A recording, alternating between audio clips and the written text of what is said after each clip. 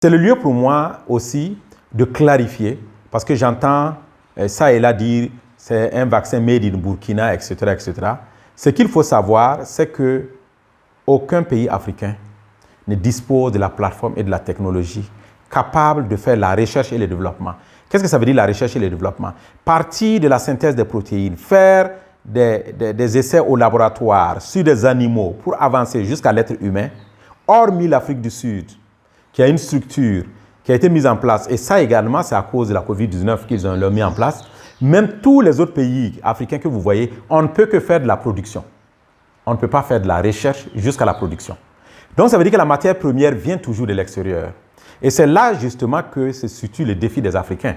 Avec la COVID-19, on a vu clairement que nous avons été mis à la touche. Lorsqu'il a s'agi que chacun couvre sa tête, lorsque les vaccins ont été produits contre la COVID-19, les pays occidentaux ont été privilégiés en première ligne. Et les Africains sont venus après. Ça veut dire que si notre système immunitaire ne nous permettait pas de résister à la COVID-19, on serait mort parce que c'est quand les autres ont été satisfaits qu'on a pensé à nous. Cela doit amener l'Africain à s'assumer et à se dire, il est temps que nous prenions notre destin en main. Et il faut qu'on mette en place justement des plateformes de recherche et de développement en Afrique. On sait que ça coûte excessivement cher, c'est pourquoi les pays africains ne s'engagent pas. Sinon, il y a des jeunes Africains qui sont très bien formés. Quand vous partez dans ces laboratoires du Nord, là, à Oxford, ailleurs aux États-Unis, vous allez voir qu'il y a des Africains qui travaillent dans ces laboratoires qui participent au processus de développement de ces vaccins-là. Mais en Afrique, ils ne trouvent pas le plateau technique et les moyens financiers pour le faire. Et il est temps que nos responsables politiques s'engagent de façon franche à construire en Afrique des capacités de recherche et de développement, ce qui veut dire qu'on devrait être capable de synthétiser des protéines en Afrique, de les tester en Afrique et de produire ensuite ces vaccins en Afrique.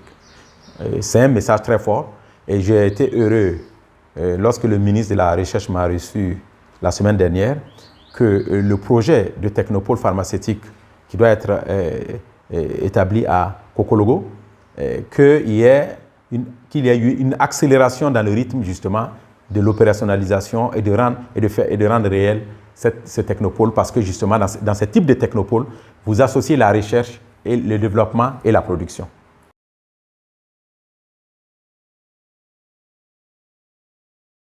Il y a deux types de recherche en matière de médicaments, vaccins.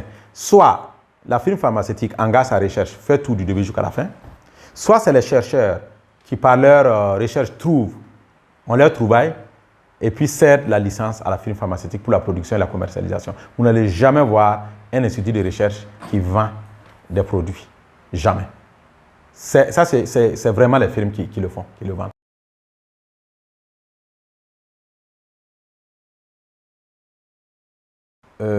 Il y avait le défi de la production. Il fallait s'assurer que le partenaire commercial qui allait s'engager allait produire des quantités suffisantes pour satisfaire la demande. Vous avez évoqué RTSS, 18 millions de doses. Seulement 12 pays. Alors que l'Afrique a quand même plus de 50 pays. Mais tous les pays veulent RTSS, tous les pays veulent protéger les populations, mais il n'y a pas suffisamment de doses. Et donc, je pense que le partenaire de l'Université d'Oxford a vraiment ciblé, en tout cas à mon avis, un partenaire qui avait beaucoup d'expérience dans la production du vaccin. Comme je vous ai dit, la quasi-totalité des vaccins du programme élargi de vaccination, depuis les vaccins polio, diphtérie, tétanos, etc., tous ces vaccins sont produits par l'Institut de Soromden. Ça veut dire qu'ils ont un vécu, ils ont la capacité. Et je pense que c'est cette capacité qui a convaincu l'Université d'Oxford à leur céder la licence de la production et de la vente. Voilà. Et je peux vous rassurer que, par exemple, cet institut a participé à la production du vaccin AstraZeneca contre la COVID-19. Donc, ça veut dire que c'est quand même un institut qui a une très grande capacité.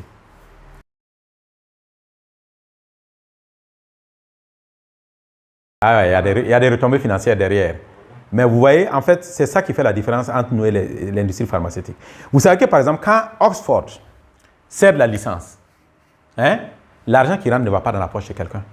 L'argent qui rentre va pour l'institut de recherche qui va réinvestir dans de nouvelles recherches. C'est comme ça que ça fonctionne. Vous voyez la différence? Par exemple, l'argent que j'ai pu avoir avec l'Institut de Sérum d'Inde, ce n'est pas venu dans ma poche. J'ai réinvesti ça dans Sigley, que si vous arrivez aujourd'hui, vous allez voir, c'est un centre vraiment extraordinaire.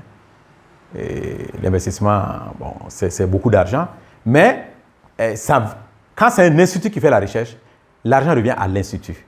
L'argent ne revient pas à l'individu. Bien sûr, en tant qu'individu, on gagne de l'argent, mais ça veut dire que l'arrangement qu'on fait avec celui avec qui tu vends la propriété intellectuelle, ça ne te revient pas dans ta poche directement, ça revient à l'institut. Et on utilise cet argent-là pour réinvestir dans de nouvelles recherches. Par exemple, une partie de cet argent va servir pour tester R21 chez les adultes à Boussé. Je vais utiliser une partie de cet argent pour faire ça. J'utilise une partie de cet argent, par exemple, pour envoyer des jeunes en formation. Et depuis que je travaille en Nanoro, j'ai formé plus de 25 PhD. Partout dans le monde. Même jusqu'aux États-Unis. Même jusqu'au Japon. Il y a un qui rentre du Japon en septembre. Non, un Burkinabé. Des Burkinabés que j'ai envoyés partout pour former. En Afrique du Sud, aux États-Unis, au Japon, aux Pays-Bas, en Belgique, en France. Mais vous voulez que cet argent vienne d'où? C'est ça. En fait, on fait beaucoup de choses, on reçoit de l'argent, mais c'est de l'argent qui est destiné à renforcer et à soutenir l'institution de recherche. La vocation du chercheur, comme on le dit, on cherche, on trouve pour l'amélioration des conditions de vie de nos populations. On parle aujourd'hui du vaccin, mais il y a également les médicaments sur lesquels nous travaillons.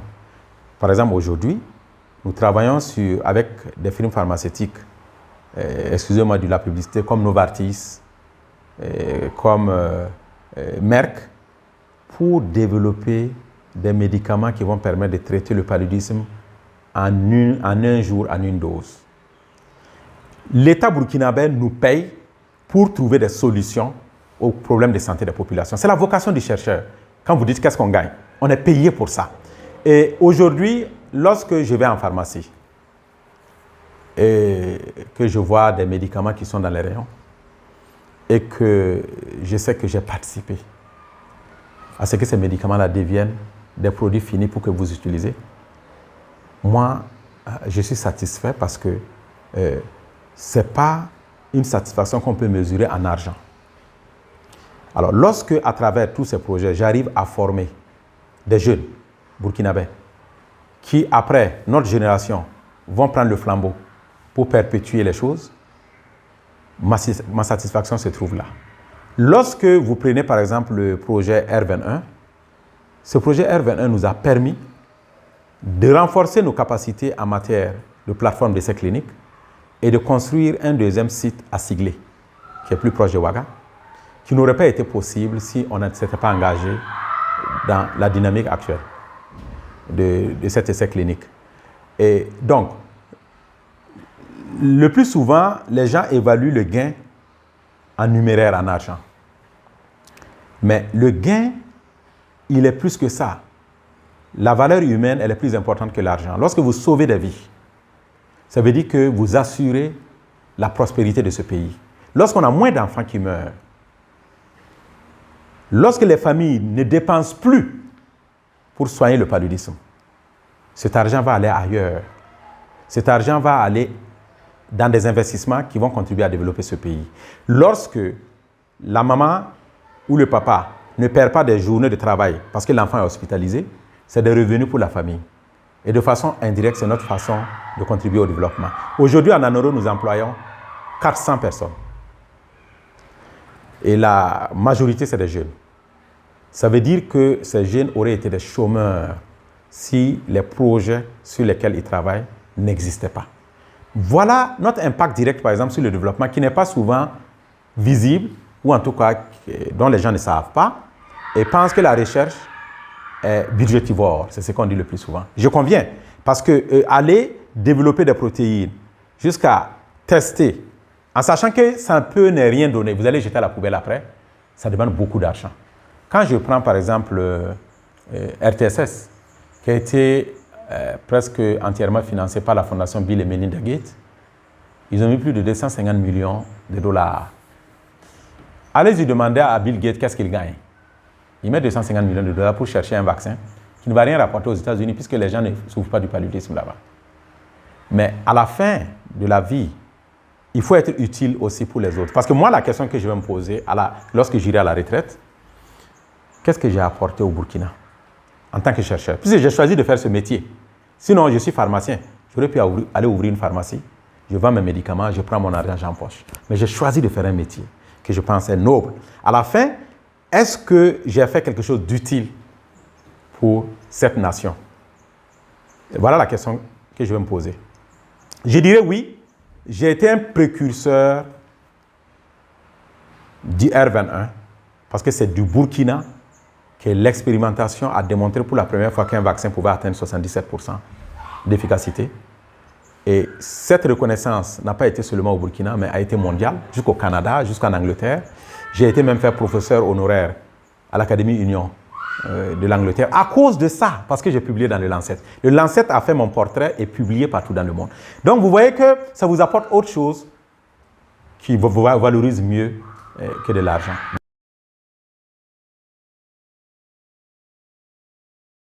Je l'ai dit tantôt, quand on commençait notre collaboration avec l'Institut de Soromden, on leur a dit, voilà où nous avons fait la phase 2. Alors, vous voulez qu'on aille en phase 3? OK. Vous voyez que ce produit promet? OK. Mettez de l'argent. Parce qu'après vous, nous, on doit continuer à survivre. Et si vous arrivez à Sigler aujourd'hui, vous allez être très surpris de voir comment nous avons transformé la localité. Rien que la semaine dernière, on nous a installé un nouveau groupe de 120 KVA qui n'aurait pas été possible si l'Institut de Soromden n'avait pas donné de l'argent. Ils ont construit une nouvelle plateforme d'essais cliniques à plus de 100 millions. Donc, pour vous dire, il y a des retombées, peut-être pas dans ma poche, mais il y a des retombées pour le pays. Voilà, et c'est ça qui est le plus important.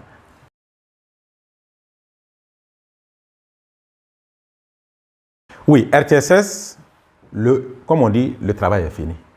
Le travail est fini, c'est clôturé. On ne parle plus de RTSS aujourd'hui. Il est devenu un produit pour la population qui est vendu par JSK pour vacciner et protéger les enfants. Aujourd'hui, nous travaillons avec le R21. Nous sommes encore dans le processus d'essai clinique. Je vous disais tantôt qu'on va prolonger le suivi pendant 2 ans encore pour voir jusqu'à quand les enfants vont perdre leur protection.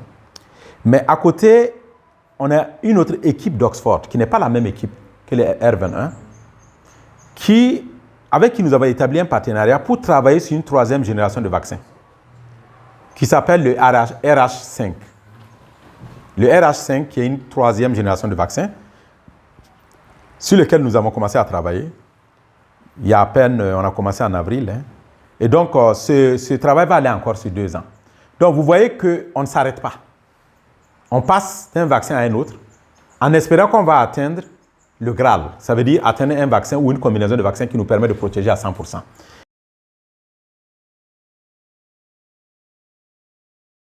Vous devrez comprendre que nous, les chercheurs, on n'est jamais rassasiés et on n'a pas la même approche des questions que le commun, le profane. Pendant qu'on était en train de développer R21 et qu'on a eu les premiers résultats, je me suis dit, mais tout le monde me demande, mais vous développez les vaccins pour protéger les enfants. Qu'en est-il des adultes? Je sais que c'est une question qui vous intéresse aussi parce que jusqu'à présent, c'est les enfants. Alors, nous avons par exemple écrit un projet avec des collègues de la Gambie pour voir si R21 pouvait être efficace contre les adultes. Par exemple, ça c'est nouveau. Personne n'a jamais fait ça dans le monde. Donc, la première fois, nous allons essayer sur des adultes des vaccins qui ont été expérimentés et montré une efficacité chez des enfants. Et là, la bonne nouvelle, c'est que le gouvernement anglais a décidé de nous accompagner. Nous allons prendre un site en Gambie où le paludisme est en train de reculer, presque à l'élimination, pour voir est-ce que si on utilise R21 dans la population générale, adultes, enfants, on pourra accélérer l'élimination du paludisme. Et on va le prendre dans un site comme le Burkina, où le paludisme est encore un problème, pour voir est-ce qu'en utilisant R21 en population adulte, enfant, on pourra réduire le paludisme à sa plus simple expression. Et là, par exemple, nous allons commencer l'année prochaine une étude dans la zone de Boussé, où nous allons prendre 10 villages, nous allons rentrer, nous allons vacciner tout le monde, du plus petit au plus vieux. Et nous allons prendre 10 villages où nous n'allons pas vacciner les gens. On va suivre les 20 villages et on va voir est-ce que là où on vaccine tout le monde, là, il y aura moins d'ordonnances pour le paludisme, il y aura moins de gens qui vont faire le paludisme. Est-ce que la transmission va quasiment disparaître, etc. Là, par exemple, c'est des recherches qui viennent de notre curiosité scientifique. Ça n'intéresse pas l'Inde, ça n'intéresse pas l'Université d'Oxford. C'est une initiative des chercheurs burkinabés qui établissent un partenariat avec des chercheurs de la Gambie et on va chercher de l'argent. Sur le même R21, ça veut dire qu'on est en train de faire autre chose. Donc, vous voyez un peu les perspectives. On ne s'arrête pas parce que tant que nous, on n'a pas quelque chose à proposer à nos populations pour résoudre les problèmes de santé, nous ne serons pas encore satisfaits. Mais la conviction que j'ai, c'est que d'ici 5 ans, en tout cas dans les 5-10 prochaines années, au rythme que nous sommes, avec les différents projets que nous avons dans le pipeline, avec le RH5 que je vous parlais tantôt, dont je vous parlais tantôt, je pense que le paludisme ne sera plus un problème de santé publique au Burkina. On va parler d'autre chose. Le paludisme deviendra banal, comme un rhume, voilà.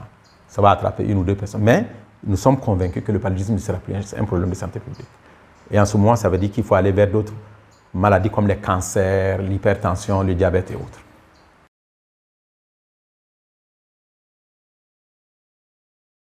Ça, c'est une très bonne question et c'est en tout cas notre devoir. Et je ne voudrais pas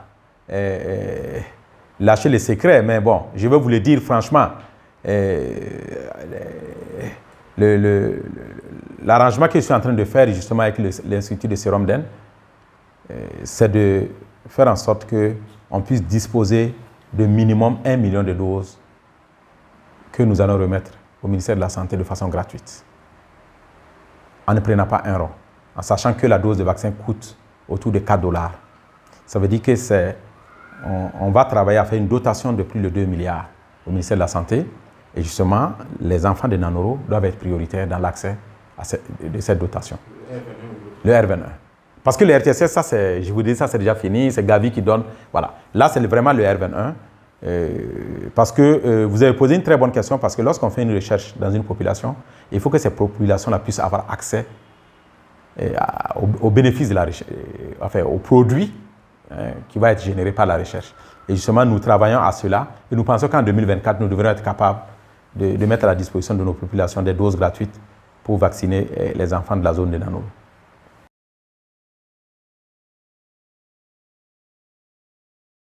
Nanoro qui est là.